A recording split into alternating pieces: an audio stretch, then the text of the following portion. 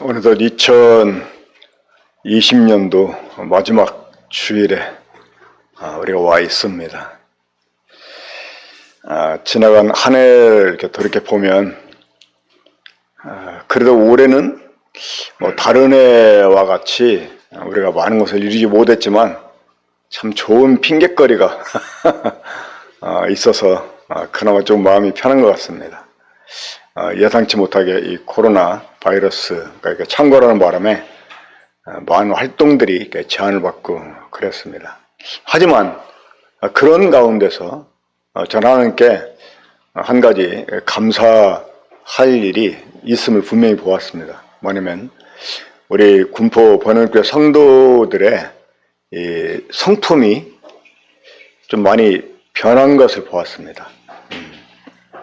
이제 그것이 이 개인적으로 주님과 함께하는 시간을 갖는 데서 나타난 결과가 아닌가 이렇게 생각을 하게 됩니다. 지난 몇 주간에 거쳐서 그 에베소서를 가지고 우리가 큐티를 가졌었습니다. 그리고 이제 요즘은 빌립보서를 가지고 큐티를 우리가 갖고 있는데 그 시간들을 통해서 주어지는 말씀들이 너무나 큰 교훈이 되고 참 깊은 감동이 되는 것을 보게 됐습니다.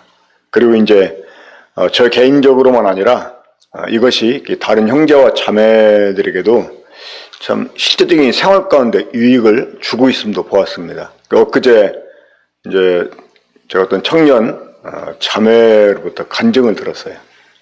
그 자매가 지금 일하는 직장에서 이제 그 상사하고 좀 어려움이 있어서 그래서 이제 그 직장을 나와가지고 새로운 직장을 구해야 되지 않냐 하는 이제 이러한 그 얘기를 제가 전에 들었었거든요. 그리고 이제 기도 부탁도 받았고, 근데 주님이 다시 이제 거기에서 계속 일할 수 있게 해 주셨답니다.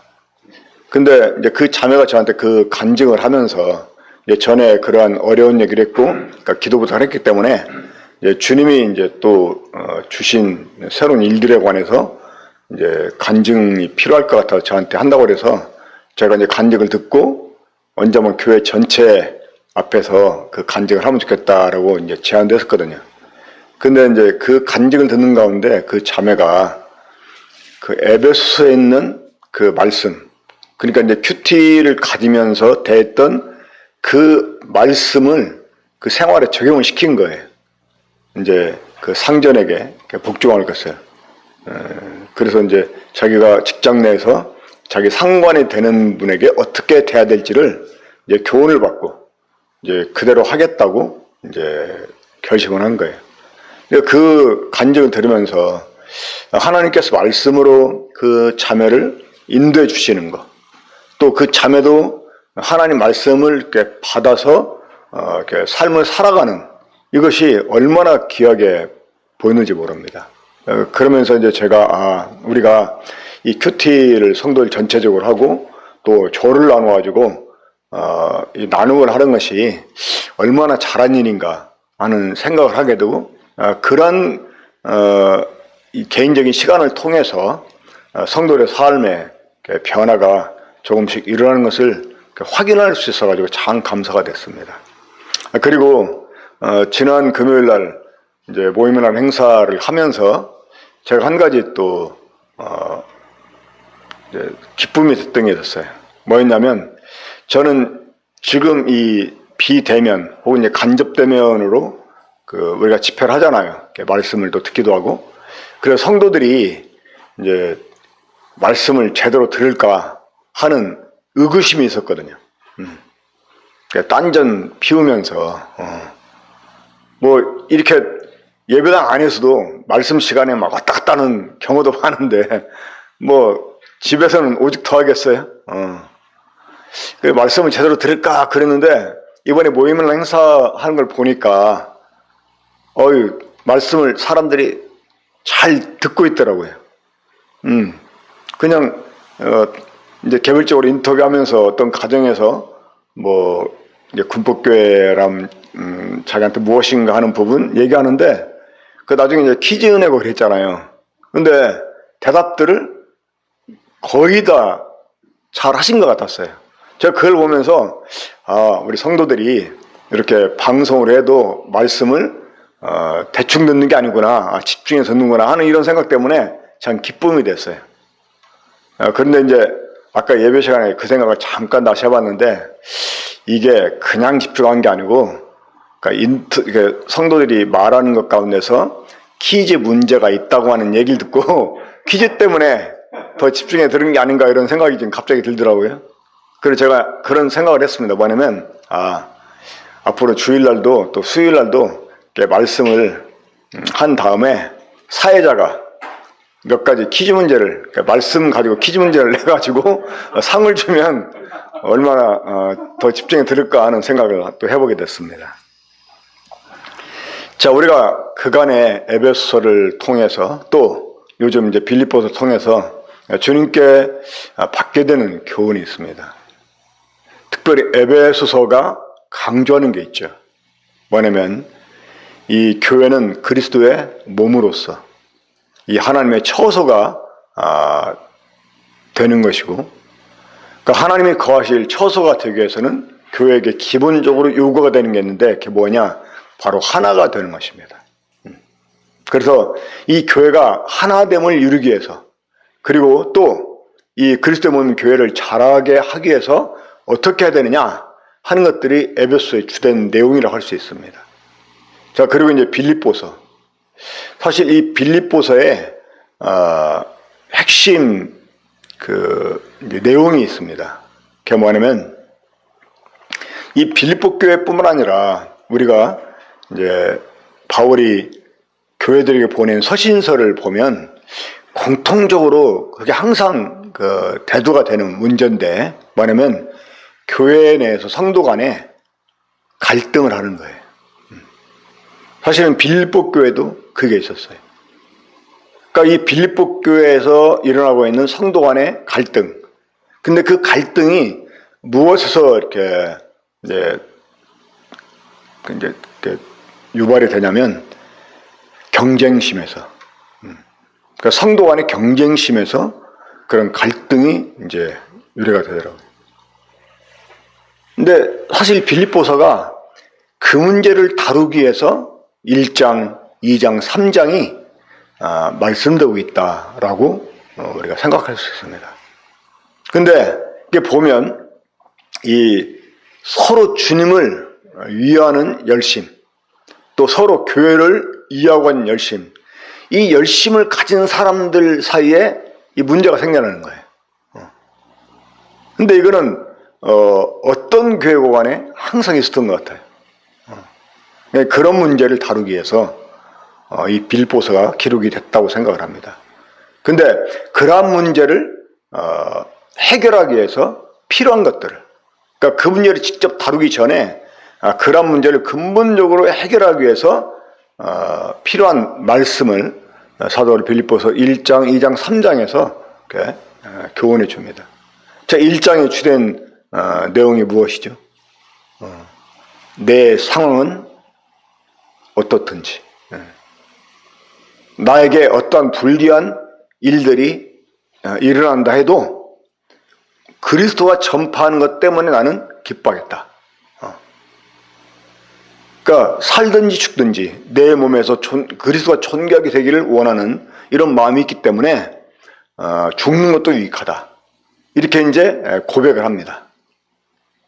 그러니까 우리 모든 성도가 누구나 다 개인적으로 나는 어떻든지, 나는 어떠한 직업을 받든지, 나는 이 교회 내에서 사람들에게 어떠한 직업을 받는다 할지라도 그리스도가 만약 존귀하게 되는 일이다 그러면 나는 기뻐하겠다. 이런 자세가 필요하다는 거예요. 그리고 이제 빌립보서 1장 뒷부분에 가보면 사도 바울이 이제 감옥에서 풀려나서 자기가 살 것을 알았습니다. 근데 그 삶도 성도를 위해서. 그러니까 사도 바울은 그 갈등을 가지고 있었잖아요. 차라리 몸을 떠나서 주님과 함께 거하는, 그걸 더 원했어요. 그러고 싶었어요. 그런데 또 자기가 떠나게 되면 성도들이 성도들 돌볼 수가 없잖아요. 그래서 이 성도들의 유익을 위해서 또 살기를 원했어요.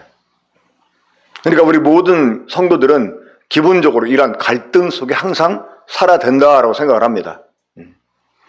정말 우리가 사랑하는 사람 있으면 함께하고 싶잖아요.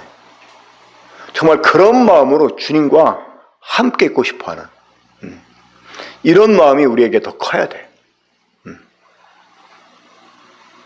근데 막 걸리는 게 많잖아요. 그렇게 하려면. 근데 사도 바울은 그 걸리는 게 뭐였냐면 바로 성도들의 유익이었습니다. 그러니까 오직 사는 이유가 뭐냐? 성도들의 유익을 위해서, 다른 성도들의 유익을 위해서 사는 것이었어요. 그래서 2장 중간에 가면 이런 고백을 하죠. 너의 봉사와 믿음의 재물 위에 내가 전제와 같이 부어진다 할지라도 나는 너희 무리와 함께 기뻐하고 기뻐하겠다.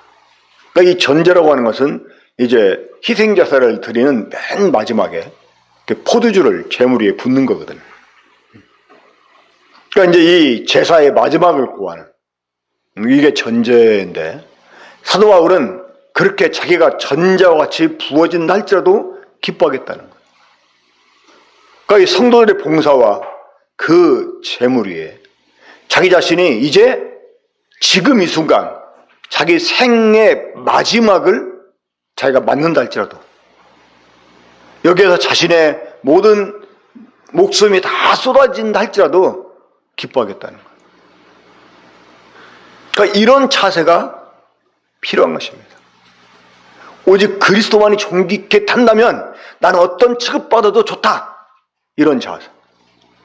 만약에 다른 성도한테 유익하다 그러면 나는 죽어도 좋다. 이런 그 믿음의 자세가 필요하다는 거예요. 그러면서 두 사람의 이제 예를 들어 본을 보입니다. 바로 디모데와 디도였습니다. 이 바울에게는 많은 동역자가 있었어요. 근데 많은 사람들이 바울을 통해서 배워서 또 자기 사역을 하기를 원했어요. 그래서 많은 사람들이 그리스도 예수의 일을 구하지 않고 자기를 구한다 이렇게 표현했잖아요. 자, 바울과 함께 동역했던 사람들이 자기를 구한다고 할 때 그 사람들이 이 세상 일을 구하는 게 아닙니다. 그들 나름대로는 주의 일을 한다고 생각을 했을 거예요. 하지만 디모데는 어땠었어요? 디모데는 마치 이 바울을 자식이 아비를 섬기듯 했다 이렇게 말씀합니다. 사실 이 바울과 함께 했던 동역자 가운데 디모데처럼 탁월한 사람이 있었을까요? 이 바울의 가장 수제자로서 디모데처럼 탁월한 이 동역자가 없을 거예요. 어쩌면 이 바울보다 독립해서 나름대로 주님의 일을 할 수 있는 사람이 있다 그러면 디모데가 가장 우수했을 거라고 생각을 합니다. 하지만 디모데는 그렇게 하지 않았다는 거예요. 그는 바울의 그늘 아래서 바울을 통해서 일하시는 하나님의 일을 하기 위해서 그는 바울을 섬기는 자가 됐습니다. 이 많은 사람들이 이 팀 사역을 하게 되면 자기가 그 사역의 중심이 되기를 원합니다. 그래서 독립을 해갑니다. 우리 한국 모임도 그런 케이스가 많잖아요. 자기 사역하고 싶어가지고 뛰쳐나가고 장로 안 시켜주니까 뛰쳐나가고 그래가지고 막 자기 나름대로 개척을 해서 또 장로가 되고 그런 일들이 많이 생겨났잖아요.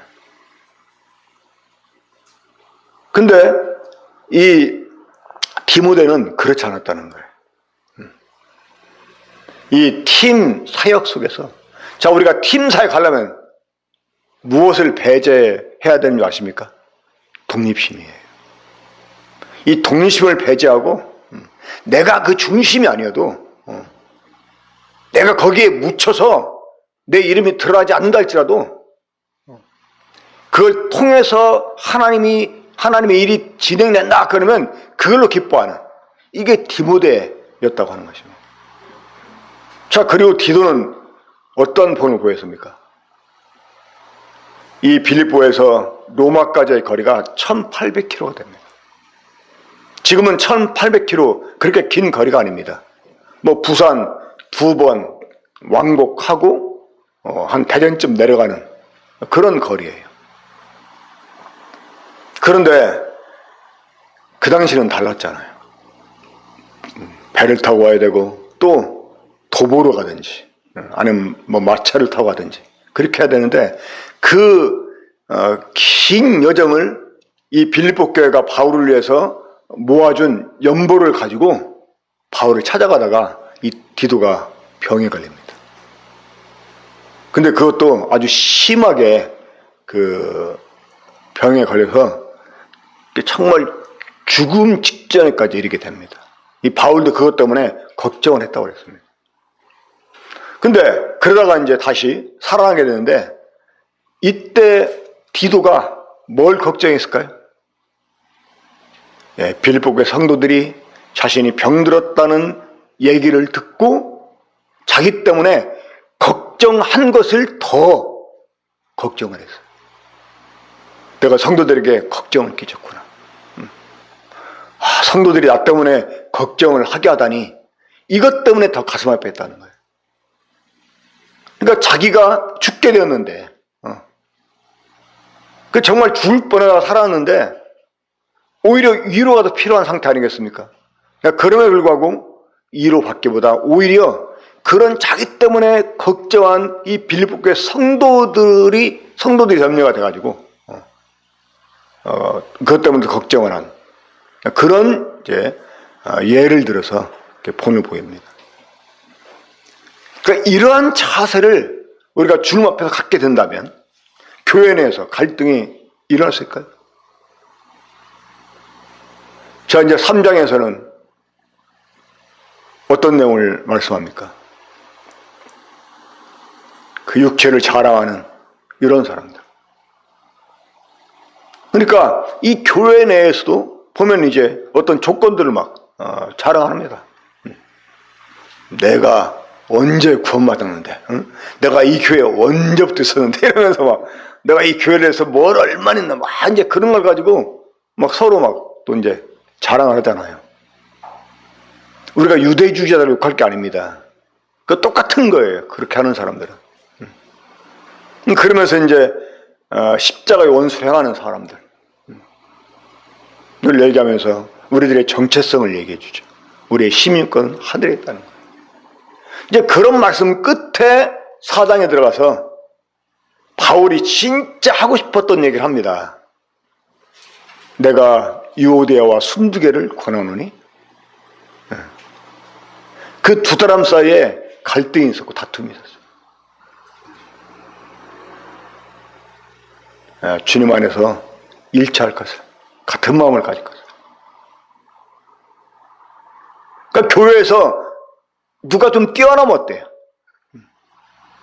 내가 좀 인정을 못 받고 내가 좀 나서지 않으면 어때요?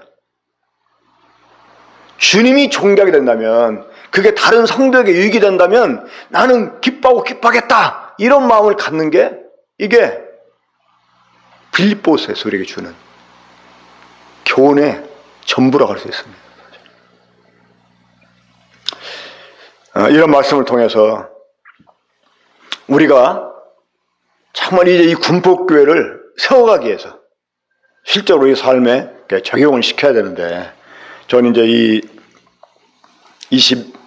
2020년도 이 마지막 주일에 내년도 교회 목표를 함께 나누고 싶다는 이 생각이 있습니다. 그래서 그 2021년도 우리 군포 번영교회 목표를 좀 미리 말씀을 드리고 싶습니다.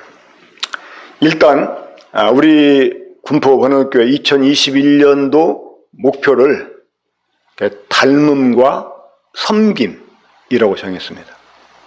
원래 이제 일꾼들 모임을 통해서 이제 우리가 어떤 목표를 세우면 좋을까 이제 그랬는데 뭐 여러 의견이 나왔었습니다만은 한 형제님이 이제 누가 와서 우리 군포교회를 봐도 이 교회는 이런 것들을 지향하는 교회구나 이걸 알 수 있게 뚜렷한 어떤 목표를 가졌으면 좋겠다 이제 그런 제안을 해가지고 3가지 제안을 했었습니다.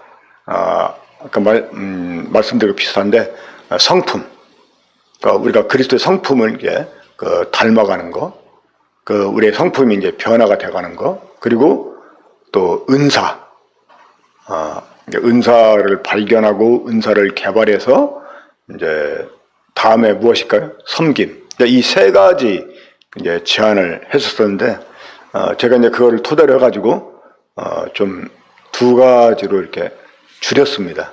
왜냐면 그 은사는 섬김을 위해서 필요한 거기 때문에 이 섬김 가운데 너무 좋겠다 이렇게 생각을 해가지고 이렇게 닮음과 섬김 이렇게 이제 내년도 목표를 정하게 되었습니다. 그런데 이 닮음과 닮음과 그 섬김은 이게 사실은 한 해의 목표로 세우고 끝날 게 아닙니다. 그렇죠?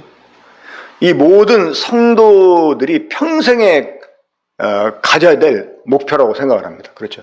우리 군폭교회가 존재하는 한 평생 동안 가져야 될 이 목표가 닮음과 섬김이라고 생각을 합니다. 하지만 우리가 이제 2021년도에 이 목표를 딱 세우게 된 것은 물론 이제 이게 2021년도 목표로만 설정하기 위해서 세운 건 아니고 이게 평생에 걸쳐서 우리가 이 목표를 향해서 다른 일을 해야 되는데 적어도 2021년도에는 이러한 것에 조금 더 이룰 수 있게 이걸 우리 교회 가운데 정착을 시키자 하는 이런 이제 바람으로 이 목표를 정하고 좀 이것을 실행해 보려고 합니다. 그리고 어떤 의미에서 보면 사실 이제 목표 자체가 중요한 게 아니죠.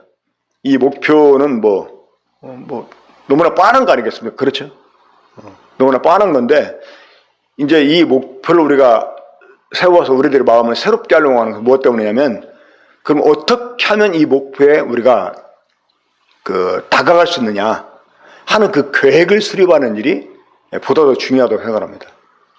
그런데 방법을 세워서 그 방법을 이제 교회에 적용을 시키고 해서 이 목표에 조금씩 다가갈 수 있는.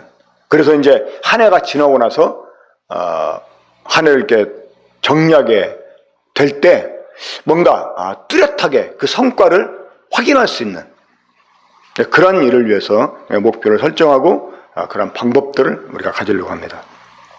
자, 일단 우리 로마서 8장 29절 보겠습니다.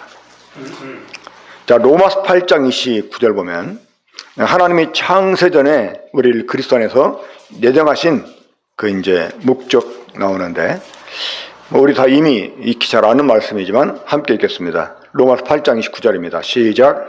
하나님이 미리 하신 자들을 또한 그 아들의 형상을 본받게 하게 하여 미리 정하셨으니 이는 그로 많은 형제들 중에서 맏아들이 되게 하려 하심이니라. 자, 하나님이 우리를 예정하신 그 목적이 무엇 때문이었습니까? 아들 형상을 본받게 하려고. 그러니까 하나님께서 우리를 창세전에 그리스도 안에서 예정하신 이유, 그리고 우리를 구원하신 그 목적, 그게 뭐냐? 바로 그리스도의 형상을 본받는 것입니다.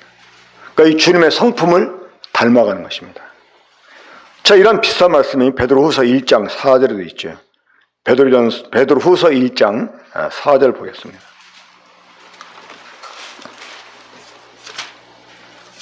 네, 베드로후서 1장 4절 보면 이로써 그 보배롭고 지극히 큰 약속을 우리에게 주사 이 약속으로 말미암아 너희가 정욕 때문에 세상에 썩어질 것들을 피하여 신성한 성품에 참여하는 자가 되게 하려 하셨느니라.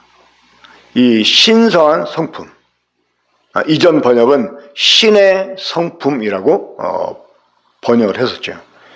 그러니까 이 신성한 성품은 바로 하나님의 성품입니다. 그러니까 하나님께서 우리들을 구원해 주시고 우리들을 말씀으로 지금도 양육해 주시는 것, 이 성령님이 우리와 함께 계시면서 우리를 가르치시고 인도해 주시는 그 이유가 뭐냐? 바로 주님의 성품에 참여하는 자가 되게 하려고 그런 것입니다. 그러니까 그 주님을 닮아가는 것, 이것은 우리 모든 성도들이 평생에 걸쳐서 이루어야 되는 목표가 됩니다. 자, 그리고 이제 이 섬김에 대해서 한번 보겠습니다. 우리 마태복음 4장 10절입니다. 자, 마태복음 4장 10절을 보면 그 사탄이 주님을 이렇게 시험할 때 우리 주님이 사탄에게 이제 물러가라 하시면서 그 하신 말씀인데, 자, 중간 보겠습니다. 주 너희 하나님께 경배하고 다만 그를 섬기라 하였느니라. 주 너희 하나님께 경배하고 다만 그를 섬기라 하셨느니라. 그 하나님이 우리를 구원하신 이유가 그 하나님의 찬송을 부르게 하려고 그런 것입니다. 다시 말해 하나님께 온전한 예배를 드리게 하려고, 그러면서 하나님을 섬기게 하려고 우리를 구원해 주신 것입니다. 이런 이유 때문에 사도 바울은 로마서 12장 1절에서 성도들에게 이렇게 권유합니다. 자, 로마서 12장 1절 보겠습니다. 그러므로 형제들아, 내가 하나님의 모든 자비하심으로 너희를 권하노니 너희 몸을 하나님이 기뻐하시는 거룩한 산 제물로 드리라. 이는 너희가 드릴 영적 예배니라 이랬는데, 사실 이게 그 섬김입니다. 섬김. 영어로 보면 서비스예요. 섬김. 예배가 아니라 섬김입니다. 그러니까 우리가 우리들의 몸을 산 제물 하나님께 드려야 된다는 거예요. 그것이 영적 서비스, 섬김이다라고 말씀하고 있습니다. 그러니까 우리가 주님을 닮아가면서, 또 우리가 주님을 섬겨가면서, 그거를 목표로 해서 우리가 한 해를 이렇게 살아가다 보면 우리가 산 만큼 그 목표에 더 가까이 이르게 될 것입니다. 그래서 적어도 내년 어느 때 중에 이 군포 번역교회를 방문한 사람이 내 후년에 군포교회를 또 다시 방문하게 되면 그때 그 사람들이 깜짝 놀라게, 교회가 정말 달라져 있는 것을 보고 깜짝 놀라게. 근데 우리가 이 목표를 세워가지고 한 해 계속 다름질 하다 보면 우리는 그 변화를 모를 수가 있습니다. 그런데 한번 잠깐 방문했다가 1년 뒤에 2년 뒤에 방문한 사람은 그 달라진 것을 확인하게 됩니다. 우리 애들 커가는 거 보면 부모들은 잘 모릅니다. 근데 오래간만에 그 아이들을 본 사람들은 야, 너희들 많이 컸다 이러면서 아유 막 몰라보겠네 이렇게 반응하잖아요. 그렇죠? 이 부모가 올 때는 별로 변한 것 같지 않은데, 이것처럼 우리가 이 목표를 설정을 해놓고 우리 군포 번역교회는 주님을 닮아가는 일에 주력하는 교회다. 그리고 주님을 섬기는 일에 최선을 다하는 교회다. 이런 우리의 정체성을 확실히 확립을 한 다음에 정말 하나의 안에 거기에 더 가깝게 이르러서, 그래서 우리 군포교회를 바라보는 사람들이 그 변화를 직감할 수 있게 하는 일 우리가 좀 해야 되겠습니다. 그래서 이 내년 한 해는 이 강단에 선포되는 모든 말씀들이 주님을 닮아가는 일에, 섬겨가는 일에 관계된 이런 그 말씀들이 선포가 되게 할 거라고 이제 생각을 합니다. 자, 그럼 구체적으로 이 닮음 그리고 섬김에 대해서 좀 말씀을 더 나누도록 하겠습니다. 자, 우리가 주님을 닮아가기 위해서 해야 될 일, 어떤 일일까요? 그러니까 주님이 주님을 닮게 하려고 하신 일, 어떤 일이었습니까? 먼저 제자를 부르시고. 자, 우린 이미 제자로 부르심을 받은 사람들이에요. 그렇죠? 제자로 부르심 받은. 그 주님이 제자를 부르신 이유가 무엇 때문입니까? 첫째가 주님과 함께 계시고. 우리 한번 마가복음 보죠.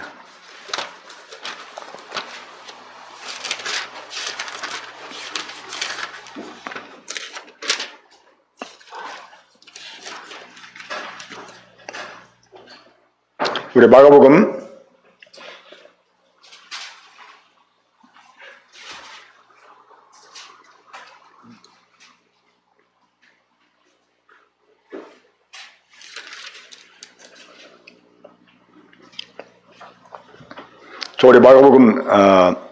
3장 13절부터 보겠습니다. 마가복음 3장 13절부터 또 산에 오르사 자기가 원하는 자들을 부르시니 나온지라. 이에 12를 세우셨으니 이는 첫 번째 어떻게? 자기와 함께 있게 하시고. 그러니까 주님과 함께 있게 하시려고 주님이 제자를 불렀어요. 그러면 우리가 주님과 함께 한다. 자, 주님과 함께 하면서 주님이 제자들에게 뭘 어떻게 하길 원했을까요? 주님을 보고 배우게. 함께 있다 보면 그분을 따라서 이렇게 동화가 되게 됩니다. 함께 하다 보면 닮아가게 돼요. 그 여러 지역 교회들이 있습니다만 이 지역 교회들 보면 그 각각의 색깔이 있어요. 교회마다. 그러니까 이 말을 다른 말로 하면 각 교회마다 물이 달라, 물이. 함께 하다 보면 물이 들어요. 좋은 물이 들 수도 있고 나쁜 물이 들 수 있는데 자, 주님이 제자들을 불러가지고 자기와 함께하게 한 이유가 무엇 때문일까요? 주님의 물을 들게 하려고. 이 고린도서 15장에서도 사도 바울이 성도들에게 그 악한 동물을 삼가라고 이렇게 말씀하잖아요. 왜 악한 동물을 삼가라고 했을까요? 함께하다 보면 그들을 닮아가게 됩니다. 그러니까 주님이 그 제자들을 불러서 자기 함께하게 하신 이유, 그게 주님을 닮게 하려고 그런 거예요. 그러니까 주님과 함께하면서 주님을 배우게 하고. 그래 우리가 이 닮음이라고 하는 목표를 이루기 위해서 해야 될 일이 있어요. 뭐냐면 철저하게 이 제자로서 훈련을 받는 것입니다. 그러니까 주님은 제자들에게 부르실 때 뭐라고 말씀했어요? 나를 따라 오너라 이렇게 말했어요. 나를 따라. 그러니까 이 제자는 따르는 자 또는 배우는 자예요. 근데 주님이 이 주님과 함께 하기 위해서 주님을 배우게 했습니다. 그래서 저는 우리가 날마다 잠깐이지만 이 말씀을 가지고 이 quiet 타임을 갖는 것, 이게 얼마나 중요한 일인지 다시 생각을 하게 됐습니다. 정말 잠깐이지만 다른 거 다 잊어버리고 주님과만 함께하는 이러한 시간을 갖는 거예요. 이 주님과 함께하는 시간을 제대로 가지면 어떤 현상이 일어나는 줄 아십니까? 정말 주님과 함께하면서 막 그 시간에 푹 빠지게 되면 나타나는 현상이 있습니다. 뭐냐면 계속 그것만 하고 싶어요.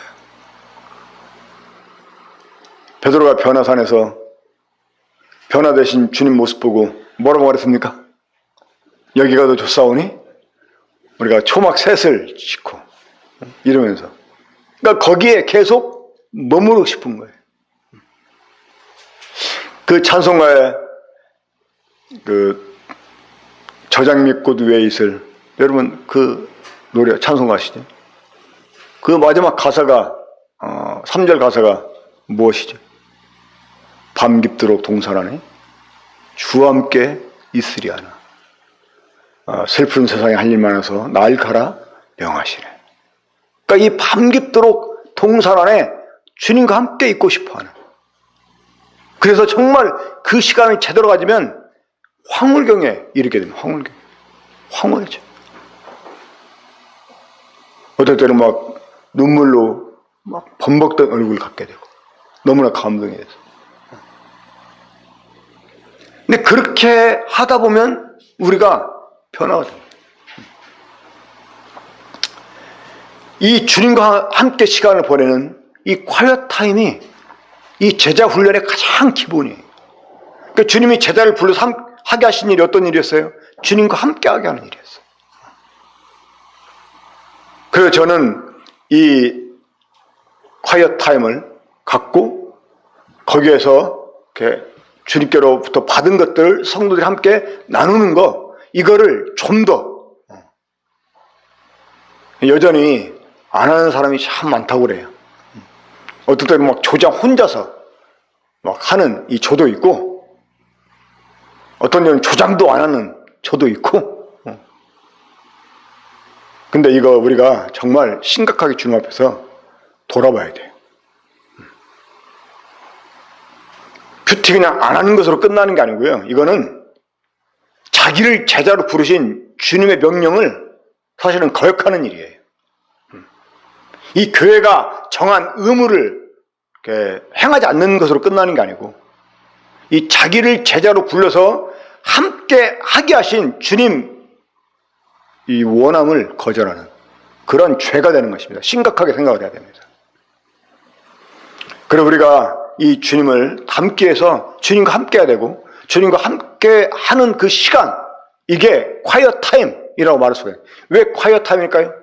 이때는 다른 것들 다 잊어버리고 주님과 함께 하는 거예요. 이 세상에 막 그 바쁜 이런 것들, 막 신경 쓰게 하는 것들 다 내려놓고 오직 주님과만 함께 하는 거예요. 자, 극단적으로 만약에 지금 주님 우리를 불러서 하늘로 데려갔다 그러면 내가 하는 일 어떻게 되죠? 내가 세상에서 염려하는 일 어떻게 됩니까? 직장 세상 못 가요. 가족들하고 함께 있을 수가 없어요. 그때 우리 주님과만 함께 있는 거예요. 그렇잖아요. 극단적으로 주님을 그렇게 데려가신다면 우리 다 놓고 가야 돼. 우리 잠깐이라도 그러한 시간을 그래서 가져야 되는 거예요. 지금 내가 염려하는 것들 주님 날 만에 불러가신다면 그거 아무것도 아니에요. 그렇잖아요. 그러니까 잠깐 주님과 함께하는 시간을 통해서 그거 내려놓고 정말 고요한 시간을 가져야 해요. 그럴 때 우리가 주님 형상으로 자연스럽게 바뀌게 됩니다. 제가 눈이 강조합니다마는 모세가 주님과 함께 있었을 때 어떤 변화가 났어요? 그 얼굴에서 광채가 났어요. 그러니까 하나님과 함께 있다 보니까 하나님의 빛이 모세에게 묻어버린 거예요. 우리가 주님의 형상으로 화해지지 못한 이유가 무엇 때문이냐? 우리가 주님 얼굴을 보지 못하니까. 그러니까 주님과 함께 하지 않으니까. 우리가 다 수건을 벗은 얼굴로 주의 주의 영광을 보니, 그러면서 우리가 그 형상으로 이렇게 변화된 것을 말씀해 주잖아요. 또 고린도 전서 1장 9절에서도 하나님이 우리를 불러서 하게 하신 일, 어떤 일이었어요? 그 아들 예수 그리스도 우리 주와 더불어 교제케 하셨다고 해요. 예, 그것이 주님을 닮아가는 지름길이에요. 그리고 두 번째로 우리가 이 주님을 닮아가게 사전에 있습니다. 그게 뭐냐면 이 성경을 다독하는 일이에요. 자, 우리가 이 성경을 다독하면서 이 성경을 알아야 되는 이유가 있습니다. 자, 이 성경은 누구에 관해서 기록된 책이죠? 바로 이 주님에 관해서 기록된 책입니다. 그러면 우리가 이 성경을 많이 알아야 되는 이유? 그거는 바로 주님을 많이 알기 위해서 그런 것입니다. 그러면 이 주님을 아는 알미 왜 필요하냐? 여러분, 우리의 믿음은 이 암과 관계가 있어요. 우리가 하나님을 아는 만큼 우리가 하나님을 믿을 수가 있습니다. 그러니까 우리가 큰 믿음을 갖는 것, 우리가 정말 강한 믿음을 갖는 것, 이것은 하나님이 어떤 분이심을 제대로 알 때 우리가 그러한 믿음을 또한 제대로 가질 수가 있습니다. 그래서 이 성경을 우리가 많이 알아야 됩니다. 베드로 3장 18절에서 사도 베드로가 권면하는 것처럼 우리 주 예수 그리스도의 은혜와 저를 아는 지식 가운데 자라가 이렇게 말씀했잖아요. 우리가 주님을 아는 지식에서도 성경 알아가야 돼요.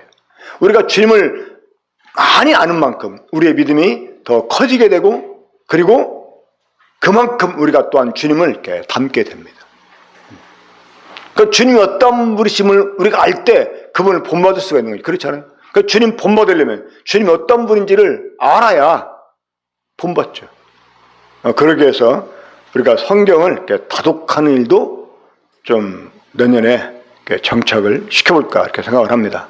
그래서 뭐 우리가 한때 그 연초가 되면 성경 익히표 나눠주고 그랬는데 이제 나눠만 주고 점검을 못했었는데 앞으로는 이게 큐티 나눔조에서 큐티만 나누는 게 아니라 이 성경 다독 이 표도 좀 다 나눠져 가지고 체크해가지고 그거를 이렇게 읽었는지 좀 하면서 이런 훈련 맨 처음엔 필요합니다. 이게 습관이 이렇게 되도록 좀 훈련이 필요합니다. 이런 과정을 통해서 우리가 주님을 이렇게 닮아갈 수 있게 됩니다. 자, 이것이 왜 중요한지 이 초대교회 때 나타났습니다. 그렇죠? 사도행전 2장 42절 보면 거기에 이제 이 교회가 모여가지고 힘썼던 네 가지가 있었죠. 첫 번째가 무엇이었습니까? 이 사도의 가르침을 받았다는 것입니다. 그러니까 이 사도의 가르침이 지금 우리에게 뭘로 남아있어요? 성경으로 남아있잖아요. 지금은 사도와 선지자가 없습니다. 하지만 그들이 남겨놓은 말씀이 우리에게 지금도 그 역할을 하고 있는 것입니다. 우리가 사도의 가르침을 받는 것, 이거는 성경을 우리가 많이 보는 데 있어요.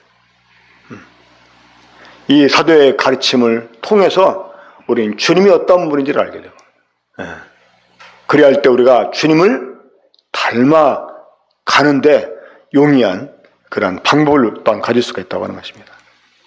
그리고 이 사도의 가르침을 받아 성도들이 어떻게 했습니까? 교제했어요. 이 성도의 교제는, 교제라는 것은 나누는 거죠. 그렇죠? 서로 이렇게 주고받는 것이 교제입니다. 그러니까 성도들이 물론 서로 쓸 것을 나누기도 했지만, 물질적인 걸 나누기도 했지만, 그러나 이 성도들이 보다 더 긴밀하게 나눠야 되는 것은 뭐냐? 바로 주님입니다. 이 사도의 가르침을 받아서 자기가 배우게 된 주님을 또 다른 성도들에게 나누는 거예요. 그래야 할 때 우리가 입체적으로. 저 지금 우리 사는 형제님들, 그 형제님들이 지금 그 형제 자매님들이 지금 그 방향에서 이렇게 이 성찬 상을 바라보는 거하고 제가 이렇게 바라보는 거하고 전혀 이렇게 다른 면을 볼 수가 있어요. 그렇죠? 하지만 서로 다른 면을 보지만 이게 교제를 통해서 우리가 입체적인 걸 볼 수 있다는 것입니다. 내가 보지 못한 것을 다른 성도를 통해서 보게 되고 또 다른 성도가 보지 못한 것을 나를 통해서 다른 성도가 보게 되고 이게 교제의 유익인 거예요. 그래서 우리는 내가 깨달은 것 같지 않게 다른 성도가 깨달은 것도 그래서 주의해서 들어봐야 되고 더 존중히 여기는 마음으로 들어보고 그래야 되는 거예요. 그래야 할 때 우리가 서로 이 교제를 통해서 우리 주님을 입체적으로 알 수 있게 되는 것입니다. 이것이 성도의 교제가 주는 유익이에요. 그러니까 이런 교제를 우리가 지향을 하고 그래서 될 수 있으면 성도들이 교제할 때 주님을 말하도록 그리고 내가 깨달은 것을 말하도록. 원래는 제가 어렸을 때 젊었을 때 그런 분위기를 만드는 메이커였거든요. 그 형제들 몇 명 모이면 먼저 다른 얘기 꺼내기 전에 오늘 뭐 아침에 어떤 말씀으로 이렇게 경건의 시간 하셨어? 그 나도 나한테 좀 나눠줄래? 이러면서 그러면 자연스럽게 이 말씀을 가지고 성도들이 교제를 하게 됩니다. 근데 이제 누가 딱 했는데 갑자기 막 코로나 얘기하고 막 자동차 얘기하고 막 이제 이러면서 막 정치 얘기하고 막 뭐 스포츠 얘기하고 이러면 막 분위기가 또 그런 대로 흘러가잖아요. 근데 제가 꼭 그런 분위기를 잘 깼습니다. 막 그냥 갑자기 정색하고 깬 건 아니고 이제 자연스럽게 이제 그런 거 함께 얘기하다가 자연스럽게 성경 얘기하도록 이렇게 유도를 해가지고 우리 그런 일을 좀 할 줄 알아야 돼요. 그래가지고 이 성도들이 모이면 그런 교제를 하고 또 그런 교제를 해야지만 헤어지고 나서도요 마음이 공허하지 않아요. 근데 일반 세상 사람들과 나눌 수 있는 얘기들만 성도 나누고 끝나버린다. 공허하잖아요. 나중에 성도들 만날 의미를 이렇게 찾지를 못하게 됩니다. 자, 그런 다음에 이 떡을 뗐습니다. 이 떡을 뗐다고 하는 것은 두 가지 의미가 있습니다. 하나는 하나님께 예배했다는 말이고 또 성도끼리 나누었다는 것입니다. 특별히 이제 나눴다는 말은 이제 그 사도행전 2장 42절 뒤를 보면 성도들이 집에서 서로 음식을 나눠 먹고 이런 말씀이 나와요. 그러니까 이 주의 몸을 상징하는 또 주의 피를 상징하는 떡과 잔만 나눈 게 아니라 성도들이 실제로 음식을 나눠 먹기도 하고 또 물질을 서로 나누기도 하고 그랬다고 하는 것입니다. 그리고 이제 네 번째는 기도하기를 힘썼습니다. 저도 어제 다시 한번 그런 생각을 하게 되는데, 내가 형제 자매들을 개인적으로 만나도 항상 기도로 교제를 시작하든지 아니면 교제 끝에는 항상 기도로 끝내야 되겠다, 이런 이제 생각을 하게 됐어요. 우리 이제 군포 번원교회에서는 앞으로 형제 자매들이 만나면 뭐 그냥 어떤 개인적인 볼 일들을 서로 보려고 만났어도 헤어질 때는 함께 교회를 기도하고 이렇게 헤어졌으면 좋겠다. 그러니까 이러한 운동을 해봤으면 좋겠다, 이렇게 생각을 하게 됐습니다. 그래서 이 기도하기를 힘쓰는, 그러니까 이런 것들을 우리가 이제 적어도 내년도에 이 교회에 정착을 시키면, 그런 이런 것들이 좀 꾸준히 되어지게 하면 아마 연말에 가서는 정말 이렇게 눈에 띄는 이 변화를 서로에게 확인하지 않을까, 이렇게 생각을 하게 됩니다. 자, 이제 두 번째로는 섬김에 관한 부분인데, 우리가 섬기기 위해서는 은사가 필요합니다. 그런데 이미 우리 주님은 하늘에 올라가실 때 사로잡은 자들을 사로잡고 그리고 그들에게 이 선물을 주셨다, 이렇게 말씀했습니다. 그러니까 이 선물, 영어로 기프트잖아요. 이게 은사라는 말입니다. 그러니까 은사라는 말이 다른 게 아니에요. 선물이에요. 그러니까 우리 주님이 각 성도들에게 은혜의 선물을 주셨어요. 왜? 봉사하게 하려고. 그래서 이 성도들이 주님을 섬기기 위해서, 자, 여기에서 잠깐 우리가 한 가지 분명하게 딱 정리를 하고 가야 될 게 있어요. 뭐냐?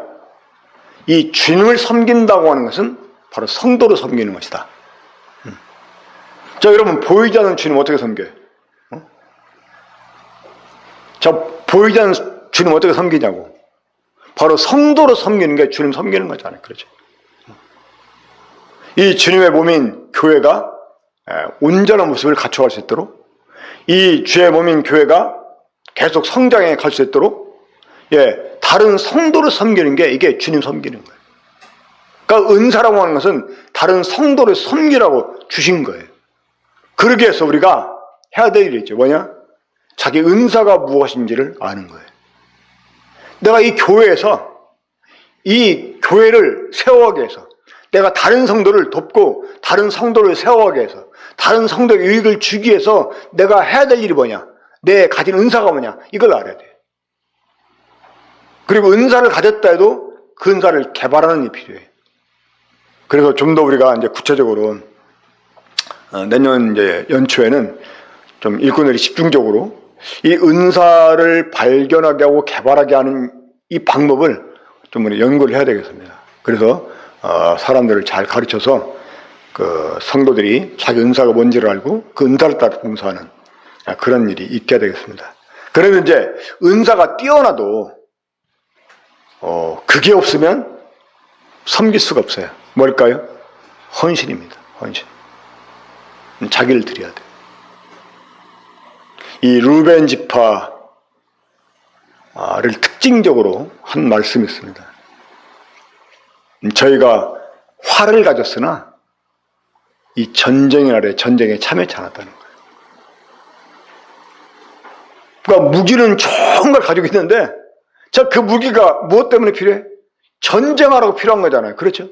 근데 전쟁의 날에는 참여를 안 하는 거예요. 내가 아무리 뛰어난 은사를 갖고 있어도, 정말 그 은사를 막 갈고 닦았어도 이게 하나님께 실제로 드려지지 않으면, 이 교회를 위해서 드려지지 않으면 안 되는 거예요. 그렇죠? 자, 그러면 우리가 헌신하려면 가장 먼저 기본적으로 해야 되는 일이 있습니다. 어떤 일입니까? 참여하는 일입니다. 참여. 이 교회에 참여하는 일이에요. 기본적으로 교회 집회에 참여하고요. 교회에서 뭐 하자 그러면 가장 우선적으로 참여해야 되고요. 저는 이제 예배하는 도중이나 아니면 수요 집회 때도 내가 말씀을 안 하고 다른 형제님이 말씀을 할 때 가끔 유튜브 이렇게 체크를 합니다. 근데 보면 이 조회수 보면은 우리 성도들 수의 반절도 참여를 안 하는 것 같아요. 너무나 가슴이 아파요. 또 이제 단톡방에도 보면 그 참여한 사람 출석합니다. 또 끝나고는 감사합니다. 이렇게 하잖아요. 근데 보면 여전히 지금도요. 거기에 올린 글 아직도 열 몇 명은 안 보고 있어요. 죽어도 안 봐요. 그런 사람들은 아무리 뛰어난 은사를 주님이 주셨어도 그거는 전혀 가치가 없는 것입니다. 헌신해야 돼요.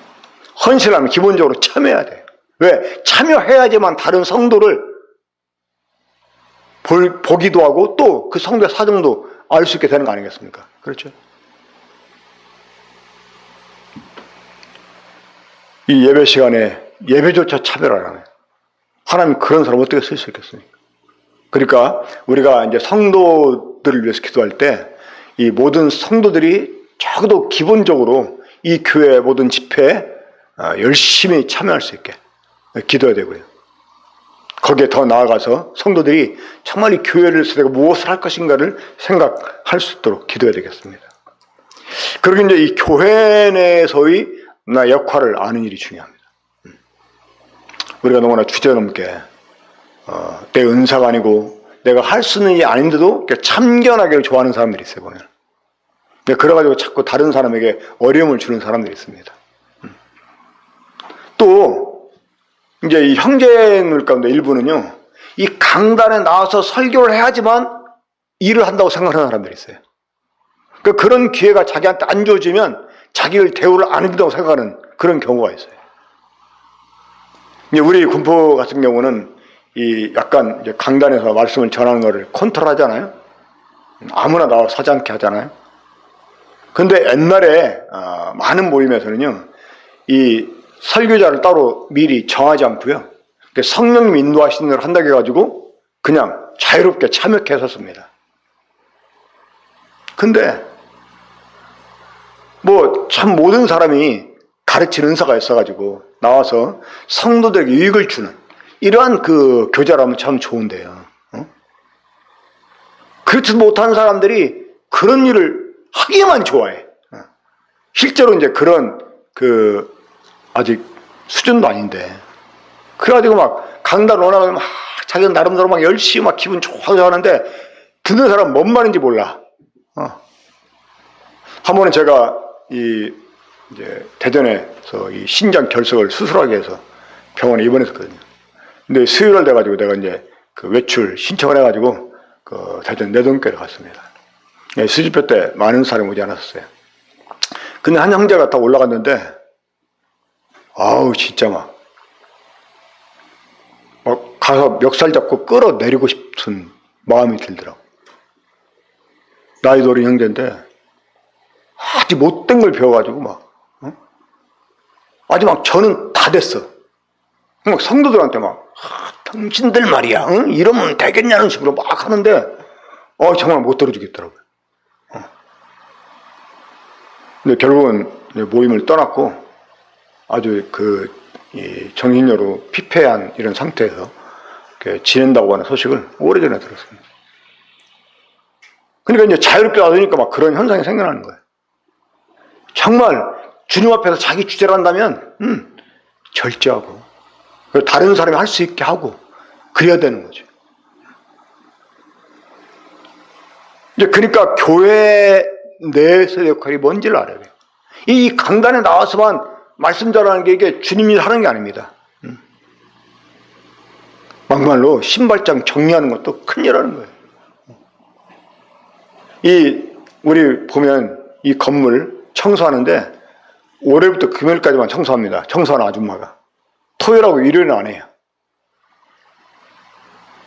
그러니까 그때 또 더러워질 수가 있어요. 요즘엔 코로나 때문에 이제 학원 문 닫아가지고 그나마 괜찮은데 어쩌다 보면은 이 애들이 뭐 이제 학원에서 뭘 나눠주는지 막 과자 같은 거 봉지 그대로 버리고 가요. 그러던 때는 막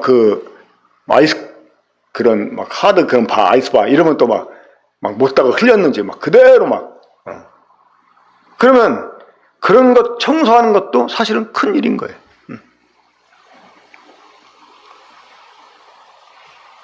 주님이 하라고 시키는 거, 이게 주님 일입니다.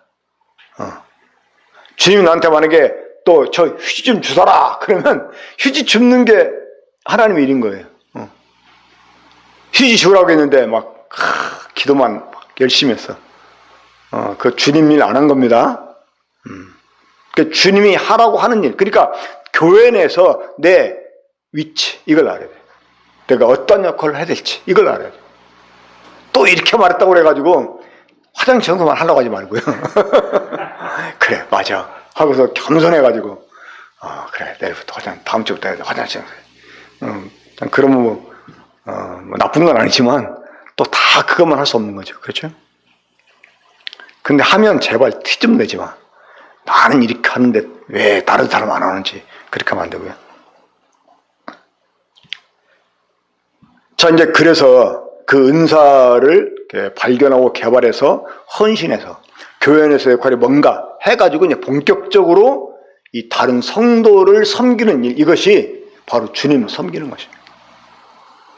자, 그래서 이제 마지막으로 우리가 주님을 닮아가는 일, 또 섬기는 일, 이런 일을 해 나가면서 자, 우리 군포 번영교회가 하나의 결실, 그러니까 주님을 닮아가는 일, 주님을 섬겨가는 일, 이 일을 해 나가면서 하나의 결실을 보길 원하는 게 있습니다.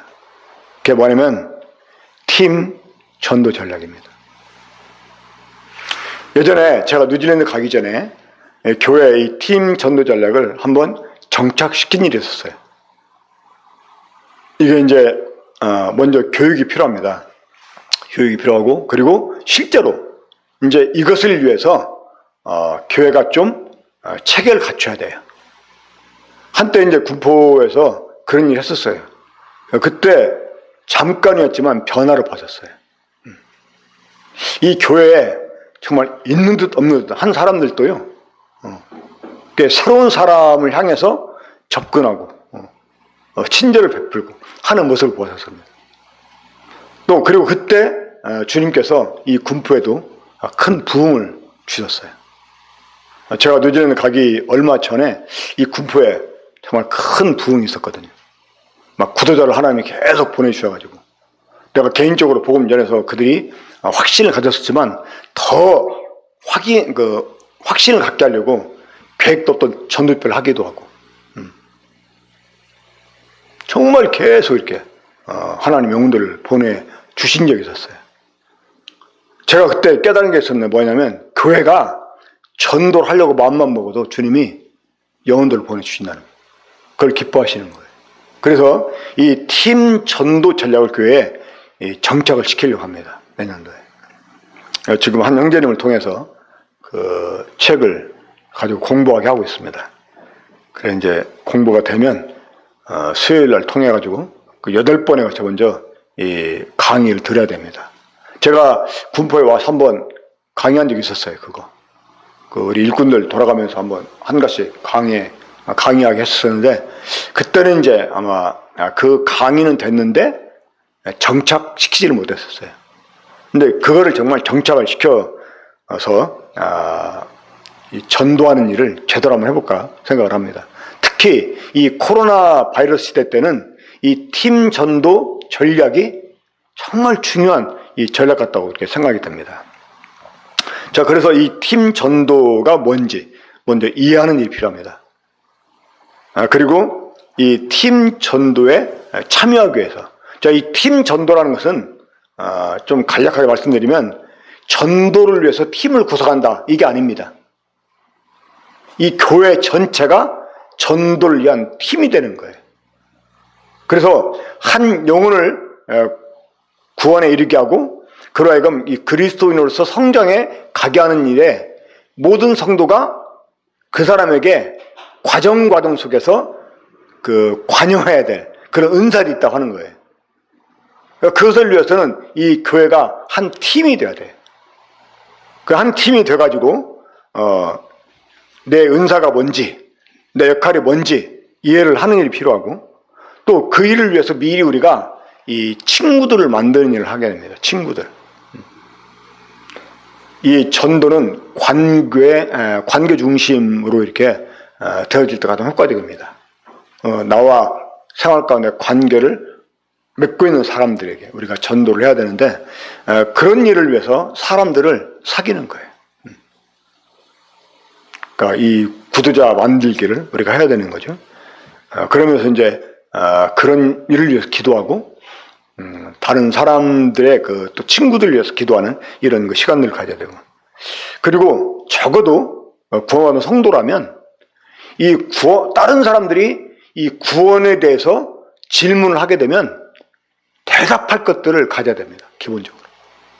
그래서 내가 어떻게 구원받았나 하는 간증을 준비해서 간증하는 일, 그리고 간단하게 이 복음을 제시하는 일. 우리가 전문적인 세일즈맨이 아니어서 어떤 물건을 전혀 사고 싶어 하지 않는 사람을 찾아가가지고 그 물건을 사고 싶은 마음을 갖게 해가지고 사게 만드는 이런 일을 못한다 할지라도, 이 가게에 앉아가지고 적어도 그 물건이 필요해서 사러 온 사람에게 그 물건에 대해서 설명할 수는 있어야 된다고 하는 거죠. 그렇죠. 이게 이제 그 간단하게 복음을 제시하는 그런 방법인데, 이런 일이 필요합니다.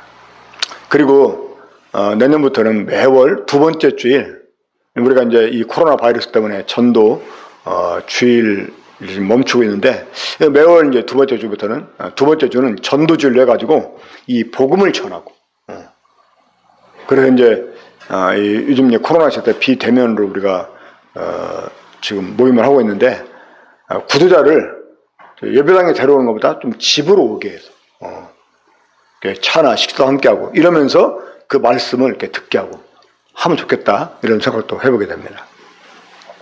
그리고 짧은 복음 동영상, 복음 전문 설교 동영상을 좀 따로 만들어가지고 이제 유튜브를 통해서 이렇게 방송을 하고, 그리고 요즘은 사람들도 길만 안 보잖아요. 그러니까 간단한 어떤 5분 메시지, 구원과 관련된 5분 메시지 이런 것도 따로 이제 제작을 해서 유튜브 채널을 지금 이제 돌려보려고 생각을 합니다. 그러니까 이런 부분을 위해서 기도해 주셔서 이것들이 교회에 정착을 할 수 있게 다 협조해 주시고, 그리고 정말 우리가 평생에 이루어야 되는 목표지만 적어도 내년 한 해 동안 그 목표에 더 다가가는 모습을 볼 수 있도록 우리가 계획들을 제대로 수립하고 최선을 다했으면 좋겠다, 이렇게 생각을 하게 됩니다. 그래서 내년 이제 연말에는 한 해를 돌아볼 때 주님이 이만큼 잘하겠구나, 주님이 이만큼 우리에게 열매를 거두겠구나, 이만큼 더 목표에 가깝게 이르겠구나 하는 것을 확실하게 볼 수 있는 그러한 결산을 할 수 있도록 우리가 좀 내년도에는 이런 목표에 최선을 다해봤으면 좋겠다고 생각을 합니다. 그래서 오늘 이제 원래 이제 연초에 이런 계획을 이렇게 말씀드리는 게 합당하지만 미리 이것들을 말씀드려서 준비하게 하는 것이 더 좋겠다 하는 생각 들어서 이 말씀 드렸습니다. 우리 함께 기도하고 오늘 마치겠습니다. 우리 살아가신 아버지 하나님, 이 어려운 시기 동안 주께서 우리 군포 번영교회를 보존해 주시고 또 개인적으로 주님과 함께하는 시간을 통해서 주님의 형상을 본받게 하신 생활할 때 감사를 드립니다. 아버지 하나님, 이제 내년도에 우리가 올해는 미리 미처 대비하지 못해서 참 손을 놓고 있었던 그런 일들을 다시 우리가 정말 열심을 가지고 향할 수 있게 주시기 원합니다. 우리가 평생에 걸쳐 이루어야 되는 목표이지만 정말 그 목표에 가깝게 우리가 이룰 수 있도록 구체적으로 좀 계획들을 수립하고 이제 그런 것들을 위해서 매진하는 새로운 한 해를 갖도록 주께서 우리 군포 번영 가운데 참 복을 주시옵기를 간절히 원합니다. 이렇게 말씀되어진 일들이 이렇게 구체적으로 교회 가운데 정착이 되고 원활하게 이런 일이 수행될 수 있도록 주께서 우리 각 성도들의 마음을 움직여 주시길 바라오며 이 모든 것을 주께 맡기옵고 우리 예수님의 이름으로 기도합나이다. 아멘.